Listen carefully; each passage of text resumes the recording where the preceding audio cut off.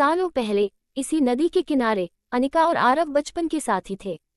दोनों बारिश का इंतजार करते और कागज की कश्तियां बहाते। हर कश्ती पर अपने नाम लिखते और देखते कि किसकी कश्ती दूर तक जाती है। अनिका अक्सर हंसते हुए कहती, अगर मेरी कश्ती सबसे आगे जाएगी तो तुम मेरी जिंदगी भर दोस्त रहोगे। आरव मुस्कुराकर जवाब देता, और अगर मेरी कश्ती सबसे आगे गई तो तुम मेरी जिंदगी भर की कहानी बनोगी। लेकिन वक्त के साथ बचपन बीत गया। स्कूल के बाद आरव का परिवार शहर छोड़कर कहीं और चला गया। अनिका ने उसे बहुत ढूंढा, लेकिन वो कहीं नहीं मिला। धीरे धीरे उसकी यादें धुंधली होने लगी, मगर बारिश की हर बूंद उसे उस दोस्त की याद दिला देती जिसने उसे कभी अलविदा भी नहीं कहा था। आज इतने सालों बाद ये वही नदी थी और यह वही कागज की कश्ती थी जिस पर उसका नाम लिखा था।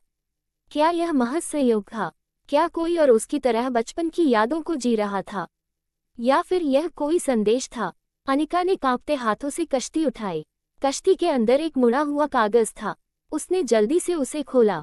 लिखा था, अगर यह कश्ती तुम्हें मिली है तो मैं अब भी तुम्हारा इंतजार कर रहा हूँ, उसी जगह जहाँ बारिशें हमें मिलाया करती थीं।